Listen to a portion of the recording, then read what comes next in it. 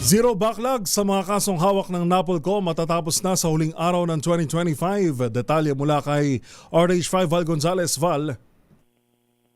Kuya Yuel, ilang araw bago matapos ang taong 2025 ay matatapos na rin sa wakas ng National Police Commission ang lahat ng kaso laban sa mga miyembro ng PNP na dekada-dekada nang nakabinbin sa ahensya. Kumpiyansa si NAPOLCOM Vice Chairperson at Executive Officer for L. Vicente Calinisan na matutuldukan na ang napabayaang backlog na mga kaso na umaabot pa ng 25 taon.